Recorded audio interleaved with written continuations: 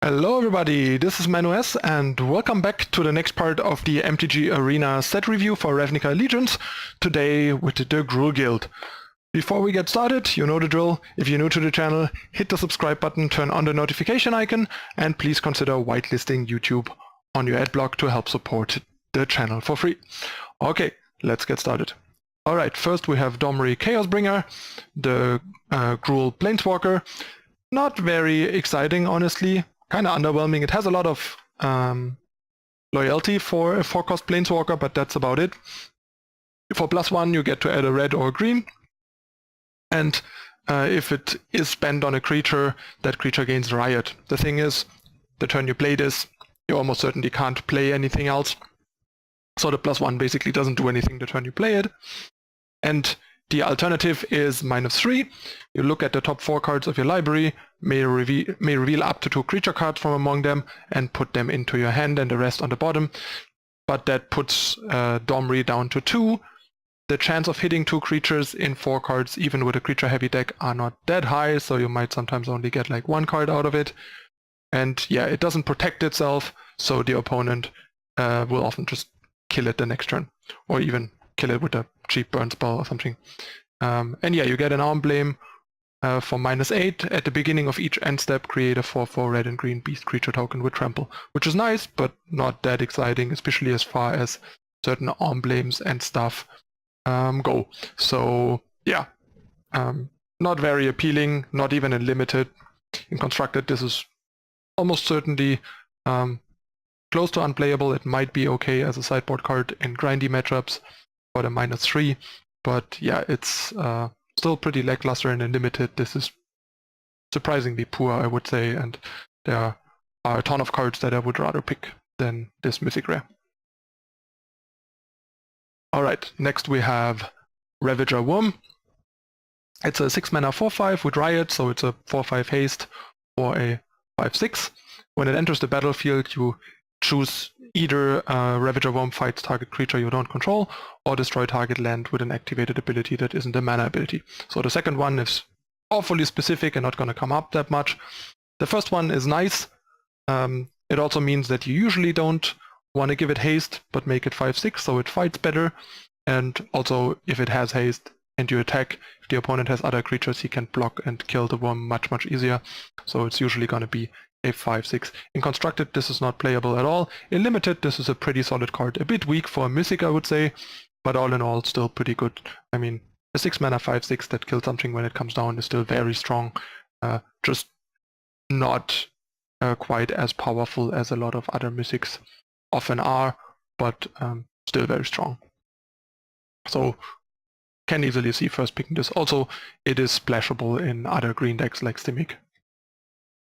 Next we have Nikea, I suppose it's pronounced, of the old ways. It's a 5-mana 5/5. You can't cast non-creature spells, and whenever you tap a land for mana, add 1 mana of any type that land produced. So it doubles your mana the next turn, letting you dump your hand. Obviously you want to be creature heavy. Not sure how this is, if this is going to be playable in constructed. It might actually, because it does something interesting and unique, but the downside is probably a bit too much, so I'm not 100% sure if it's gonna do anything in constructed.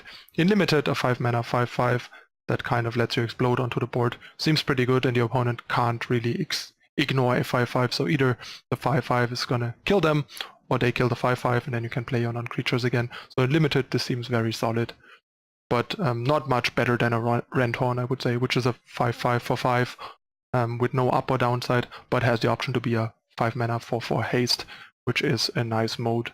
So nothing to write home about, but a solid 5-drop.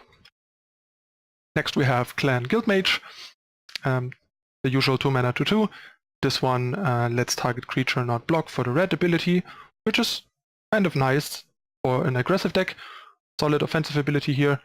And then the green one is turning a creature into a 4/4 haste elemental until end of turn, which is particularly nice on defense because attacking into these 4/4 lands is super obnoxious, and it gives you like a very huge resource of blockers, since at some point you will have a whole bunch of lands, and for the opponent to trade with all your lands is going to be really bad. On offense, it's not that great, especially because your guild mage can't attack, so you only add like 2 damage and stuff, but it's still solid. So yeah, definitely a very robust guild mage. Like I said, I like the guild mages in this set a bit better than what the other ones were in Guilds of Ravnica. They were mostly a bit more underwhelming and clunky, I think. So they did a better job here. And yeah, this is a pretty good limited card, but not a constructed card. Next we have Thunder Shaman.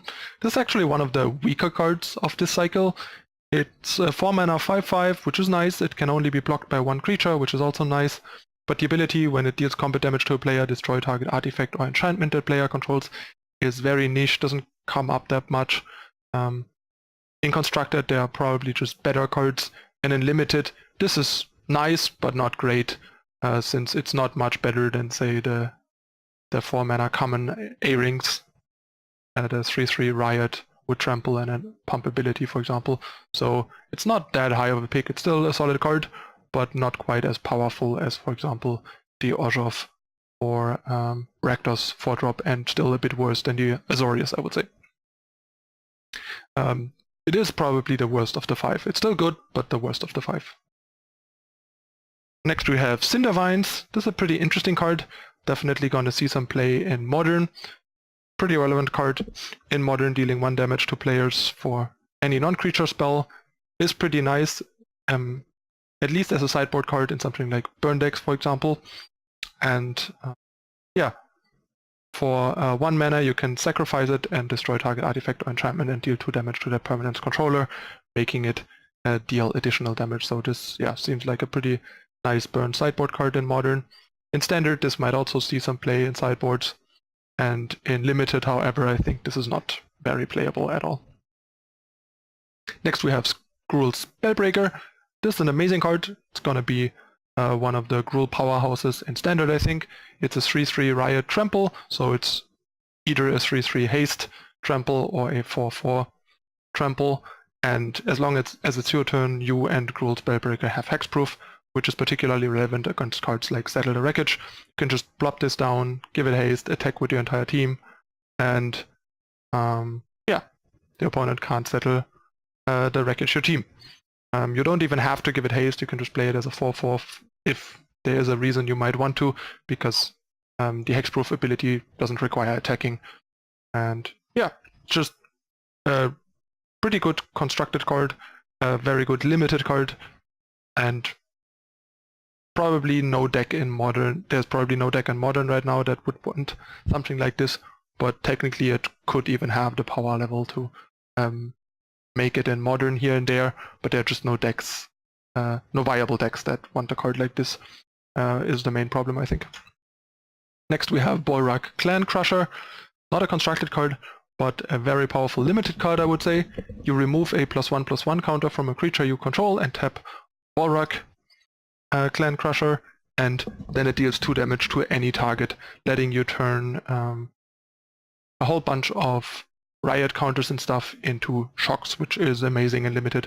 It lets you burn out the opponent, it lets you control their board, it synergizes nicely with the 1 mana combat trick in common and green, letting you basically turn them into shocks, sort of for free, because they also untap Bolrak Clan Crusher. And yeah, it also works nicely as a splash in a Simic deck with a lot of adapt, or just adapt green cards in your rule deck and so on, especially because it can use the counters, then you can adapt again, use the counters and so on. So in a stall, this is super powerful. Yeah, slam dunk in limited, I would say, but that's about it. Next we have Rhythm of the Wild. That's one of the more interesting and cool cards for Standard in the colors. Basically a new Fires of Yavimaya. Creature spells you control can't be countered, which is a nice bonus, and non-token creatures you control have Riot. So it is a bit more limited than Fires, since Fires also work with tokens, this doesn't, but it also has the option to just make your guys bigger, so it's sort of a pseudo Ansem / Fires depending on what you need, which is pretty nice, and the fact that it suppresses counter magic can also come in handy with cards like Absorb and stuff floating around in the format. So yeah, pretty interesting card for standard. Also pretty powerful and limited. Obviously it has its issues, like it's insane on turn 3 and a bad top deck, but it's so good early on that it makes up for like drawing it late when it doesn't do anything, I think. So definitely should be a pretty high pick in limited, I think. Next we have Zhuotar Goblin. Amazing 2-drop, having the option to play either a 2-mana 3/3 or a 2/2 haste in constructed is great. So I think if there is a Gruul-based aggressive or proactive mid-range deck, this is almost certainly going to be in it. Very robust 2-drop, and in limited this is also a premium 2-drop and a very high pick. Next we have Frenzied Arings that I talked about earlier. 4-mana 3/3 Riot Trample. So this will usually be a 4/4 Trample in limited, but it has the nice upside of once you have spare mana later, with 6 mana you can turn it into a 7 for Trample and make it trade up, make it trample over for damage and stuff. This is just an incredibly powerful 4-drop. A 4/4 Trample with upside and flexibility is just insane. This is at the power level of a lot of uncommon limited cards. Very, very high pick. One of the, probably the best Gruul common. Next we have Rubble Belt Runner, 3-mana 3/3 that can't be blocked by creature tokens. That is not very relevant but can come up. But yeah, mostly this is just a Centaur Cursor in 2 colors, which definitely makes it worse. And Centaur Cursor is nothing to write home about, but this is a fine 3-drop to fill out your curve. Having 3 toughness is definitely a big deal over some of the other 3-drops that have only 2 toughness and trade down with 2 drops, for example. Next we have Savage Smash, a pretty nice yet a bit expensive removal in limited for Gruul, but it kills a wide range of creatures usually with your bigger creatures and potentially allows you to deal some extra damage. 3 mana and sorcery is a bit clunky but still pretty good, so a very high pick in Gruul, I would say. Next we have Rubble Slinger, the hybrid 3-drop, 3 mana 2/3 reach. The fact that it is 3 toughness, not 2, definitely helps it and makes it more playable, but it's not a great card, nothing to write home about. But yeah, it's at least a solid sideboard card against flyers when you have some trouble there, and it can be an okay 3-drop to fill out your curve if you need a 3-drop. But pretty unexciting, especially because Gruul is usually going to be aggressive, and this is not a very aggressively statted creature. Next we have Thresh Threaten. It's a pretty good split card. Thresh is basically a Rabbit Bite, except as instant. Target creature you control deals damage equal to its power to target creature or planeswalker you don't control. So it's even better than Rabbit Bite because it also lets you kill planeswalkers, which is really nice. And yeah, Threat is just a 4-mana 4/4 with Trample, so basically a worse A-Rings, but let's be real, A-Rings most of the time is just a 4-mana 4/4 Trample. The pump doesn't come up that often, and the haste also not, so this is not much worse, and A-Rings is incredible, and a card that is an A-Rings or a removal is awesome. This card is insane, and who knows, this could even make it into standard. And last but not least, we have Collision Colossus. Collision deals 6 damage to target creature with flying for 2 mana, which is a surprisingly niche mode for the hybrid mode compared to what we've seen before. Not like a fringe utility cycling mode, it's more of a high impact situational mode, but it's pretty good. Like, when this is good, it's great, because when there is the target for this, it's often going to be a big flyer that you might otherwise lose the game to, and then it just lets you kill some of those flying bombs that you otherwise would lose to game to, and you can put it in your main deck for free, where you otherwise could only play something like that in your sideboard, which is awesome. And yeah, Colossus is just a very solid combat trick. 2 mana plus 4/2 and Trample is a very solid deal, and I can even see this making it into some Gruul-based aggressive deck in standard if there is a good enough one. And in limited, this is an incredible card, really high pick, potential first pick over a bunch of rares and stuff. Okay, this concludes the review of the Gruul Guild. Hope you guys enjoyed it and still following the series after quite a while now. But yeah, if you want to do it in depth, discuss all the cards and don't make like hours long individual video, we're just gonna be doing this for a couple days. But now we are almost done.